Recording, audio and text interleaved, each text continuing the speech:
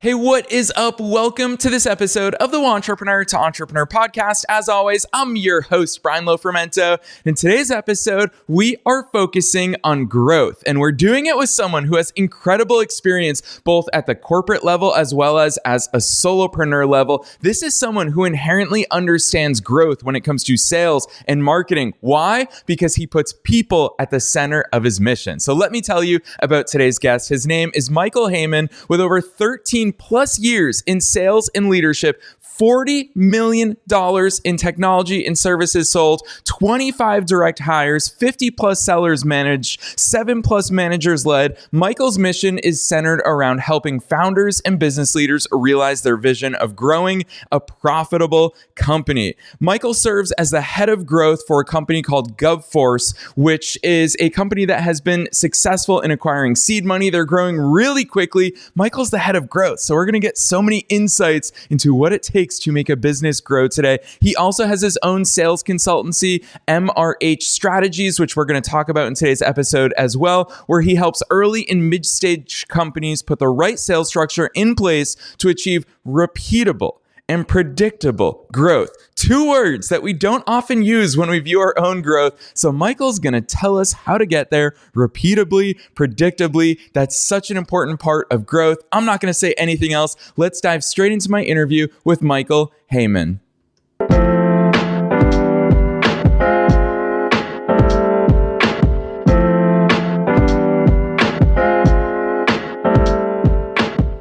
All right, Michael, I'm so excited that you're joining us here today. Welcome to the show. Thank you. Thanks for having me, Brian. Heck yeah. I think it's fun because we always hear about this term head of growth, and growth is it's such an inexact science for most people. So today's going to be really fun. But before we get into the good stuff, fill in those gaps for listeners. I tooted your horn quite a bit and all the amazing accomplishments you've had in your career. Take us beyond the bio. Who's Michael? How'd you start doing all these awesome things that you're up to today? Yeah, no, I appreciate it. So who am I? So I'm a father. I'm a husband. I try to play golf, sometimes good, sometimes not so good. But really where my passion lies and why I do what I do is I'm really, really passionate about helping people progress in their career. And, when I think about my early time in sales, when I just got out of school and I really started getting into sales, quite frankly, I didn't know what I wanted to be when I grew up. I got into sales because I come from a long line of sales people within my family. And so it was just what I knew. And so when I got started, what was important for me was to understand and grow as quickly as I could. When you're younger, you have ambition to grow as fast as you can, right? And you realize the race is long. The older you get, a little bit more wise. And so for me, what my early days taught me was that I need to be more patient. And when it comes to revenue, there's the immense amount of patience, especially when you're building businesses. And so this need to constantly be flying upward is something that I always focus on and how I can help people both understand the perspective there as well as grow. And so what started as a individual contributor career and morphed over time into a leadership role, what I realized is a lot of the issues that come from revenue were almost based on strategies that are only applicable to maybe 1 or 2 instances. And so when you think about a uniform sales process, what always stuck out to me is, why can't we create something that leans more towards understanding and really seeking to understand from the audience, rather than why don't I tell you what I do? And so I approach every engagement, regardless of who I'm speaking with how can I help you? What are you challenged with today? And then what follows after that is really the product and what I represent. But if you put the mission of what people are really after first, you will get a lot out and a lot in return for helping those people get to what they need. And oftentimes that will include buying whatever you're selling. Yeah, I love that overview, Michael. You know, I've heard a lot of answers to that question in my years as a podcast host. Not many are as articulate and also simultaneously drop insights and wisdom in that overview. So really well said by you. And I especially love how you pointed out that patience, the balance of patience versus revenue. It's something that we all face as entrepreneurs. I want to start by focusing on, because you've said revenue, you've said growth, and obviously I pick on that title of yours, head of growth. It's something that we all hear, but what does that actually mean? Because when we talk about growth, are we strictly talking, obviously we can't not talk about sales and revenue when it comes to growth, but what does a head of growth actually do, Michael? Head of growth does everything from marketing through individual contributor through sales leader. We are essentially the jack of all trades when it comes to what is the company looking like to the prospect or prospective prospects or prospective customers, right? And so it's not rare for me to dabble within marketing, launch marketing campaigns, think content that actually centers around what people are doing within their role and how that relates to just larger trend, all the way through physically prospecting. So, and then prospecting to close, right? So for me, and when you're at a seed company, especially early, and you're starting to really build a groundswell of what that company is, head of growth is all things. What it ultimately is responsible for, and what I love about it, is you were building the function however you want it to look and however you want it to feel from the ground up. And so I think a lot of you listening will probably have experiences where you've worked somewhere and you're just essentially taking what has already been built and adding to that. And quite frankly, that just doesn't fit me and doesn't fit my background. I love building and just tinkering with things. And when you join an organization where you're ultimately responsible for just playing that role, which there's no problem with that, and that's most companies out there, right? But what I really get excited about is how can I take things I've learned in the past and build it differently in the future. And so I've been able to take all this wealth of knowledge from working at several different companies and take all the great things from all of them and put it into one idea, which is really what I strive for. So today it will be, after we conclude here, it will literally be 2 hours of me phone prospecting, followed by a couple hours of meetings that I've gotten from prospecting or business partners. And then tonight, it will literally be writing content that we'll be putting onto product sheets to the external market. So it is all things externally facing. Yeah, I love that real life insight into not only what your day looks like, but the thought process that goes behind it. Listeners know that my word for the year for 2024 is building. And Michael, you've already dropped it. It gets me so excited because I love that concept. And it's equally for the verb as it is for the noun. When we think about buildings, it is laying that foundation and hearing how much that factors into your own psyche of, let me build this, let me create this from scratch so we do it in the right way. So many entrepreneurs, small businesses, heck, large businesses, they take that sort of Frankenstein approach where it's, hey, this once worked, this we're experimenting with. Talk to us about the foundations. What does an actually foundationally sound growth platform look like? What are those elements of building? Whether it includes, you've already given us insights into prospecting, sales, marketing. How do we actually, because our target is repeatable and predictable growth, which we'll talk about, but how do we actually set the foundation for that? Yeah, so the first question you need to ask yourself is, what problem does this product solve? From there, you actually reverse engineer everything from that question. So if I'm thinking about what the problem solves, let's say GovForce, for example. So what GovForce solves for is we solve for contract admins that are essentially bogged down in the administrivia related to everything that comes with a federal contract. For those that are in the space know, that comes with annual updates of certificate of insurance, that comes with annual updates of your W-9, and so on and so forth, resume, think anything you're sending to a partner. And so when you're solving that problem, you have to put yourself in the shoes of the person that is actually feeling that pain. If you don't actually feel that pain, you will come across as disingenuous and you will lose the room. So the problem is then bridged down to, how does the person dealing with this problem feel? And then you take that and you say, okay, if I were in their shoes, how does what I represent solve that pain and problem for them? If you are not solving a problem today by what you are providing, you simply are not going to survive in this market. This is going to be a market where one product is one product of which you're selling needs to solve multiple problems. Maybe in the better economic times, people are willing to pay for one product, one problem, but now they're looking to consolidate tech to solve multiple problems. And so how are you actually solving the problem based on what you're providing? And how does that solve and make that person's job and life better from an end user perspective? So if you take that approach, you can then start building messaging, building content, building anything that you would put in front of an external prospect. You can start putting that from the lens of them versus you. And this is the biggest problem I see every single day in the sales world. Salespeople, honestly, it might come down to just ineffective training at the corporate level or just essentially disjointed management. But what the problem always comes out to be is you have salespeople that are selling features to a product and not actually tying it back to the overall problem that the product serves.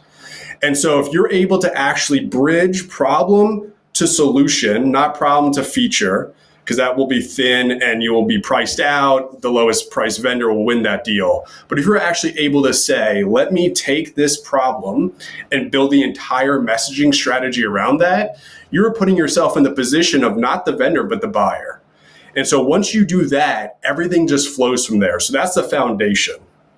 Boom. Listeners, Michael's giving you this foundation here in real time. The first thing that I heard is messaging, and you hear how much he is the end customer focus. He's doing all of it from their perspective, and I think it's so important. This is the work you need to do. Go back and listen to that answer from Michael again. You've got this handy rewind 30 seconds button in your podcast player. Do that because Michael's laying it out in real time. So you need to take action on this. This isn't theory. This is from someone who not only is growing his own business, but is helping a really quickly growing business grow for themselves. So I think it's really important to take action on this stuff. And Michael, I think that really reveals your approach to sales right there for us, which is obviously the people focus. It's something I teased at the top of this episode. Listeners know we always ask guests, what is your zone of genius? And you wrote, it's centered around understanding people and what motivates them. Sales is mostly an art in understanding what moves people both internally and externally. Michael, how do we go about getting in their heads? Because obviously, in some cases, we've lived it. A lot of our businesses serve a former version of ourselves, but you, right. It seems, I mean, you've made a career out of helping people across different industries, business models, business sizes. I love how much of your experience you roll into what you do today. How do you get inside their minds at such a deep core level? So you have to come across as genuine. We all see this every day in our lives, and we may not tie it back to business, but we've all been in that group at a party perhaps, or any social event. And you just feel that energy of that person that just feels very forced and just not really genuine. And so for me, what I try to come across as is what you see in my world here is what you'll get if you run into me at the grocery store. And what that means is I want to be someone that has real substance, that when they get onto a call, they're not like another salesperson. Because let's be honest, everyone hates to be sold. People want to be understood. And so if I'm trying to understand someone, I'm coming from a stance of what is called coming in at neutral, which is I'm not too high, I'm not too low in tone, energy, I'm coming in baseline, and then I'm tone matching what the audience is doing. So if I'm coming into someone that perhaps is really high energy, really excited, I will come in at neutral, like this tone, and then I'll hear them introduce themselves, and now I'm matching them.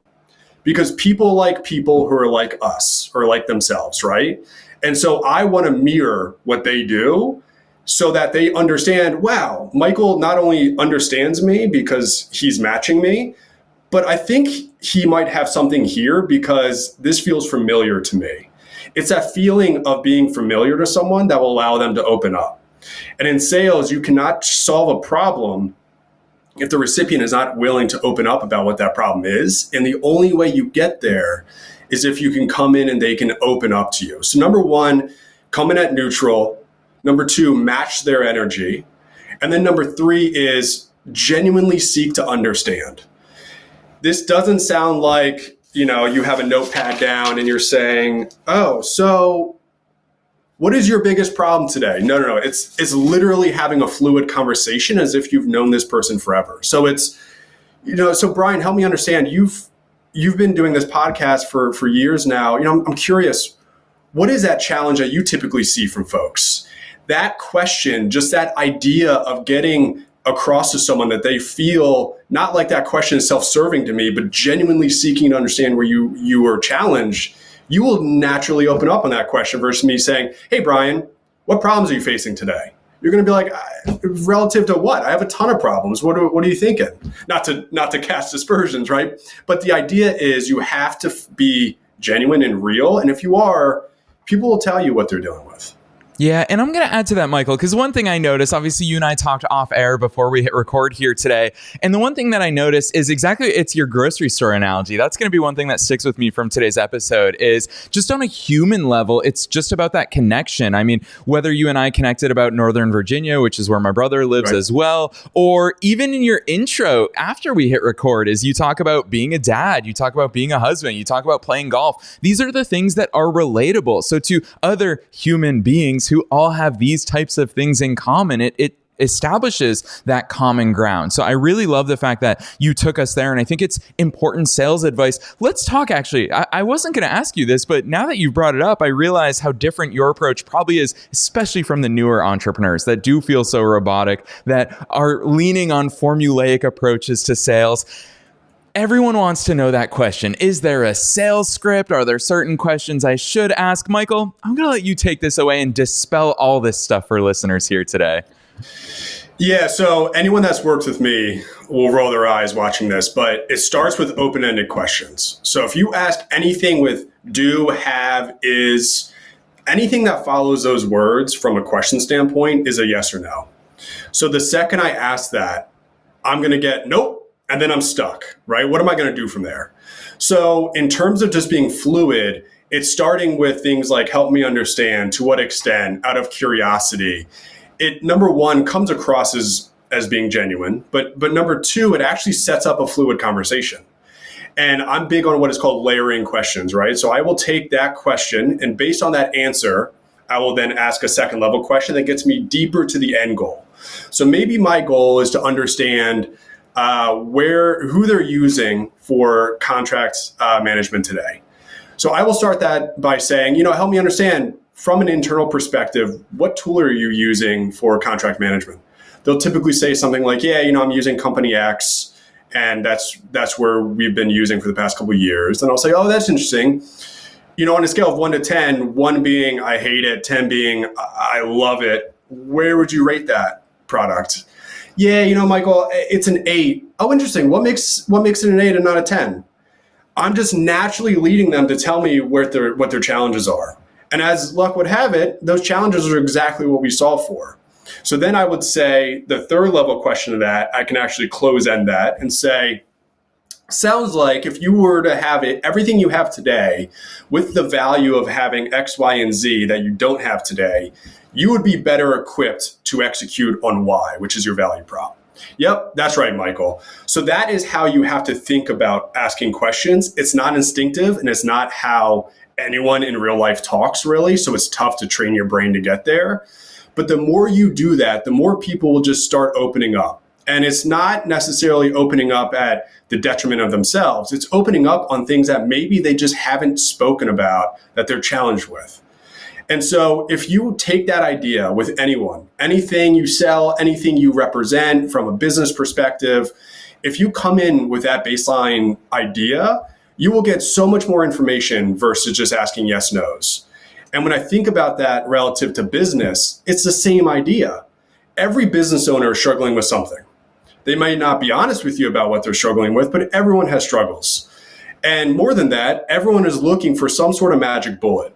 Unfortunately, that magic bullet does not exist. However, if you can layer questions and come across that way, you will get people to actually open up in ways that they might be saying things for the first time in your presence around what they're actually struggling with. And so it's not plugging a product.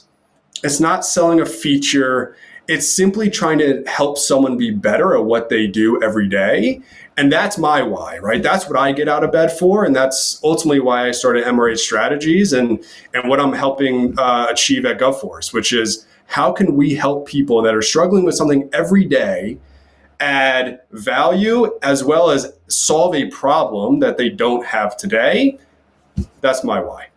Dang, Michael, in real time, I feel like you're dropping a sales masterclass on us. We've had many guests in this show's history, 7 years, 700 plus episodes talking about sales. Obviously, we've all heard other people on podcasts, YouTube videos, sales books, but I don't think I've ever heard anyone talk about this stuff the way that you do. That layering of questions, it's brilliant. And I actually would argue that it does follow that logical step if you're curious. I think that you're really following that path of curiosity. And I think it's so important. I personally, as a podcast host, obviously I'm not selling anything here today, but I feel like you just kind of exposed that I've learned as years of being a podcast host that instead of asking specific questions, so frequently I find myself saying to guests now, I'm just like, share some insights here. Because when you leave people room and space to talk, to share their insights, you never know what's going to come out. When I ask someone, share your perspective, share your insights, they'll take that question where they want because they know what's in their mind better than I do. So yeah, you're exposing a little bit of my interview process here, and I absolutely love it because I think it's such an important takeaway for listeners. I want to ask you this because a lot of people, it's those two sexy words at the top of the episode, repeatable and predictable. Those are the two farthest words that a lot of entrepreneurs feel when it comes to their business growth. How do we even go about making this stuff? Because can we go get a sale? For sure. How do we make sales repeatable and predictable though? Yeah, so start with the same concept of what problem are you solving? So that will forever be the foundation of whatever you do, whatever you build. That's the foundation. What follows that is then, okay, if I were to walk someone through a story, which is what a sales presentation is. I'll tell you, if I see one more deck where it's just pictures of features, my head's going to explode, right? People watching PowerPoints tune out because we're not engaging. We're not actually grabbing them and helping them understand that this is a story. And people remember stories. So I have the foundation of the problem I solve. I then take them through, okay, what's the story of the product? No, wait a minute. What's the story of the problem that the product solves? That's more compelling, right? So then I take that and I actually chop up slides that tells that story. So it doesn't feel like a presentation. It feels like story time. And people remember it so much more. And they leave that presentation feeling like, wow, I learned something today, but I also really valued that PowerPoint versus seeing text on the entire slide. So it's not uncommon for me just to have literally an image on a slide. And the entire idea around the image to someone, if I emailed it to them, would be meaningless. But in the presentation, it's a narrative. And so I'm telling a story and I'm helping them understand their problem, why their problem ties to this solution, and ultimately what the future state of what they want to build is. So I do that. And then from there, I circle back and I ask a very simple question, which is, I'm curious, how's that resonate with you? You're going to get a bunch of different answers from that. But what will typically happen is if you told the story well and correctly, you're going to get, yeah, that really resonated with me.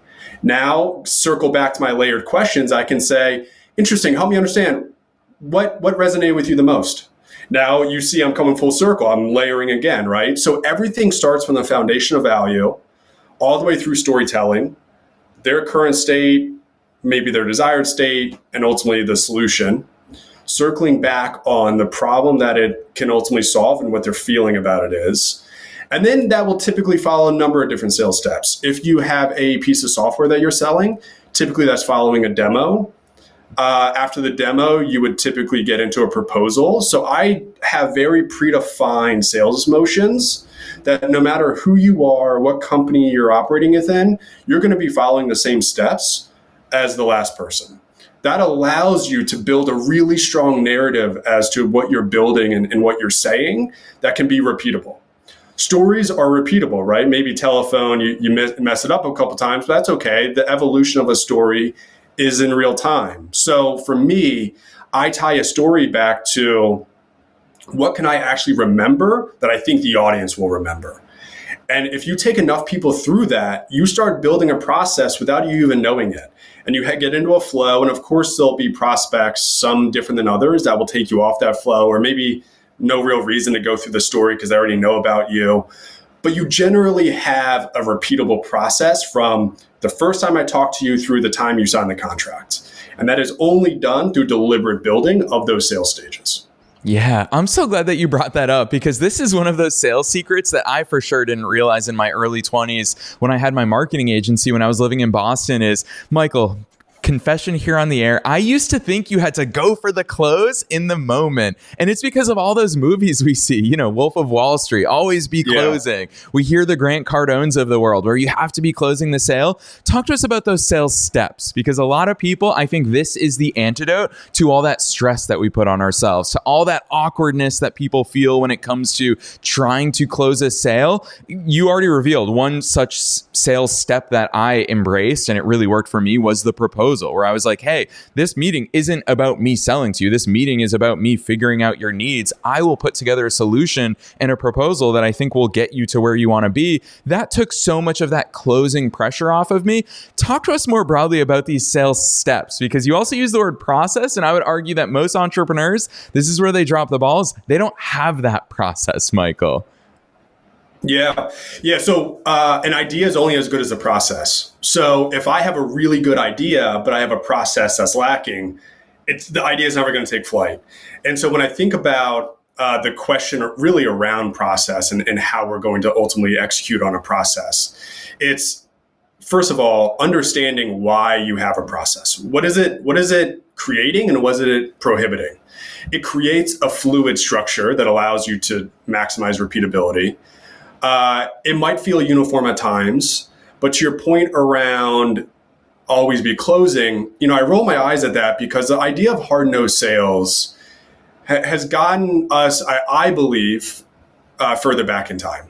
And what I mean by that is salespeople are generally dubbed as these people that are very self-interested, very me, and not customer.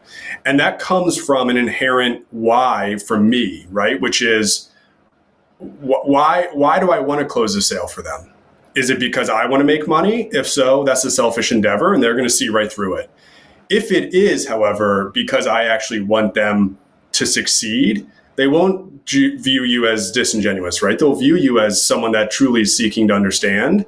And so the always be closing is actually implied in the storyline. So when I asked help me understand how that resonates with you, or what resonated about that, what you're actually getting is you're actually getting them to validate a soft close for you. That is a soft close question. How does that resonate is me basically asking, do you agree with what I'm saying? So it's implied.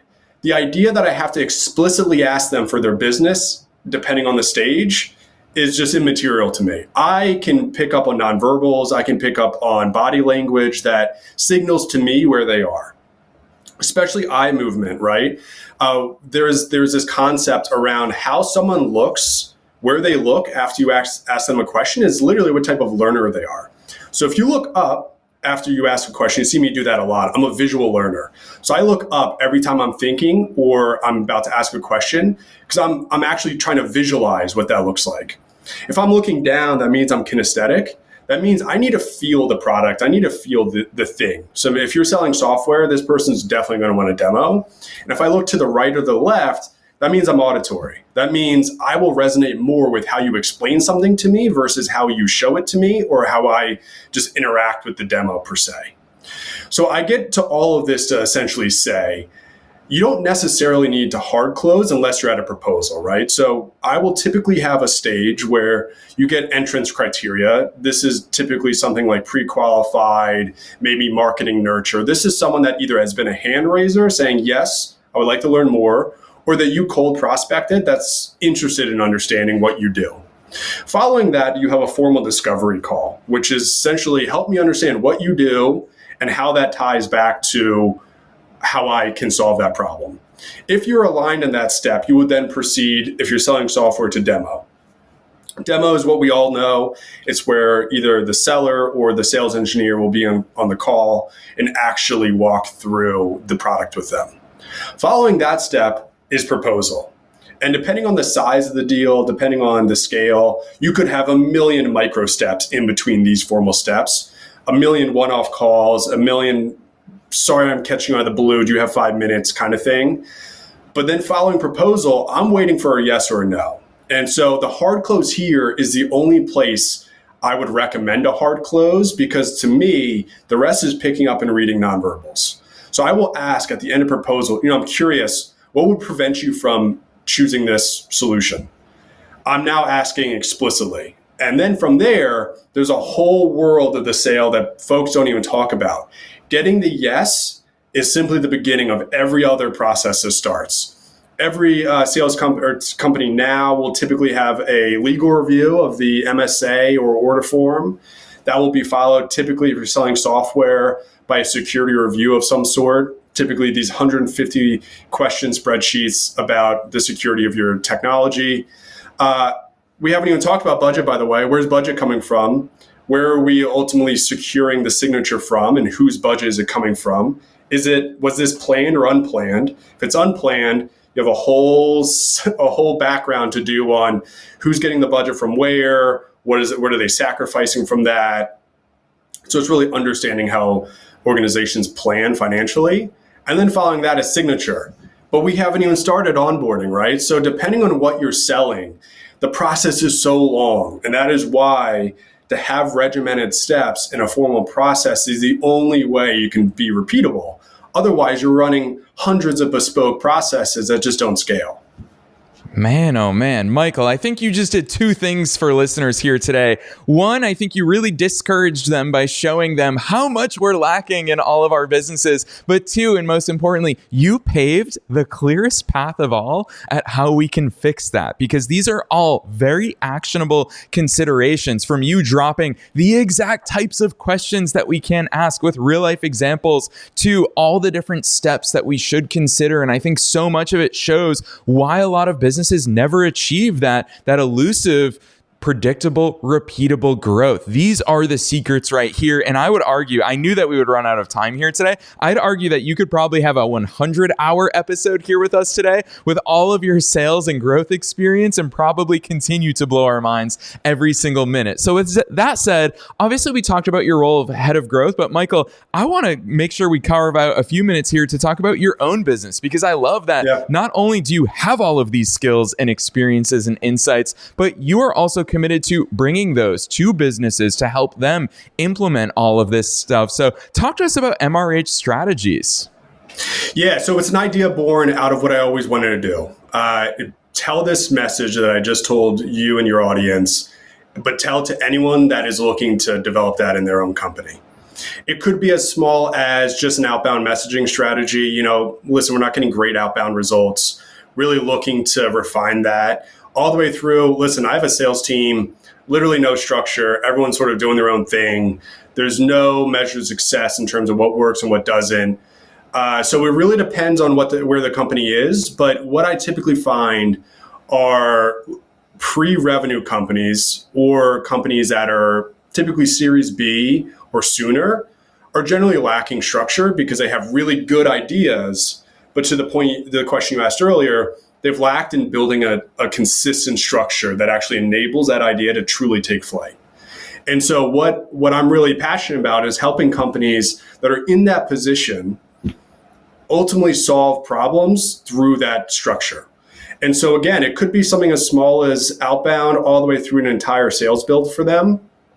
I will tell you, it's not easy starting a business. It's not like you start it, you put that website live, and you sit there and wait for the inbounds.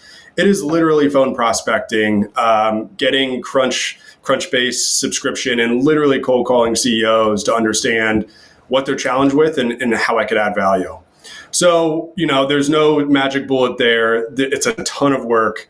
You're a consultant, right? So there's no job security. So you have to constantly go out and find new contracts. But what I find is if you have 2 or 3 really good customers, you could do it for a very long time.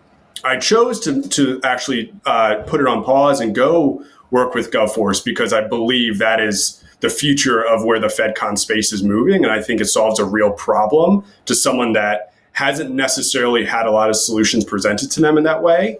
So for me, it was a real clear why of alignment on what I want to solve for in this world and what it does. But the same thing with MRH strategies. It's, founders have this dream and they have this idea of what they wanted their company and product to do. And the execution is generally where they're going to struggle. And so my goal is just to help them cut through that noise and help them see really clearly about what that end goal is. And then I can map any process to it. So that's ultimately what MRH Strategies does. We're in the market trying to help companies realize their full potential through process. And if you can do that and you do it well enough, you'll get a lot of customers. Yeah, Michael, that's the real life picture that we aim and we're committed to painting here on the Entrepreneur to Entrepreneur podcast. So I love hearing your perspective on that and really the harsh realities of being an entrepreneur. For you listeners, you hear the work that Michael's putting in. This is what it takes to grow a successful business. So I love the fact that you've shared that with us. And speaking of painting that clear picture, the hardest part for guests in every single episode is to give listeners that clear takeaway. We talked about so many amazing things here today. You've shared so many insights from your own experiences with us. What's that one takeaway that you hope listeners who have listened to all this knowledge that you dropped on us, what's that one thing that you hope they do from here? Think outside of yourself. Be more to others than you are to yourself. If you can do that and you solve for that in a real way that comes across, keyword again, genuine, people will look out for you. And I will tell you, right?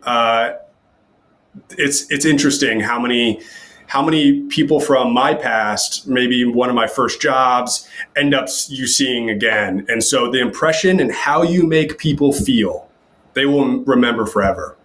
And so I'm less focused on what the product does, but how you as a human made someone feel in any given moment is the only thing they'll remember years from now. So that's what you should take away. Aim to be better and aim to help people be better people for themselves. And if you have that mission, things just work out. So the karma of it all. Heck yes. Good advice for every single one of us, no matter where you are in your business's growth journey. Super important words of wisdom from Michael here today. Michael, with all of that said, I'm personally keen to see how far you all can take GovForce. You're up to big, meaningful work in that space. I'm also super excited to see all the companies who are lucky enough to work with you under your own brand, MRH Strategy. So drop those links on us for listeners who want to go deeper into following you and your business's growth journeys. Where should they go from here? Yeah, absolutely. MRHstrategies.com is my personal consulting website. There's a bunch of contact us, book type links. They all link back to my email or my cell. So feel free to reach out. And then GovForce, it's govforce.us. Feel free to poke around the site. And then my LinkedIn is just my full name. So linkedin.com/Michael Heyman.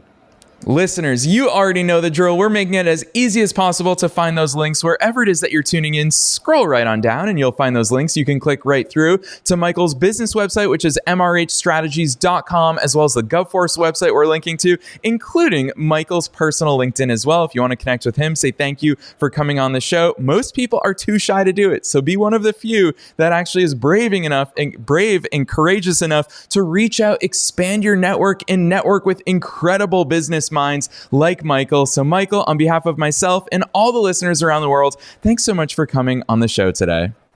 Hey, thanks for having me, Brian.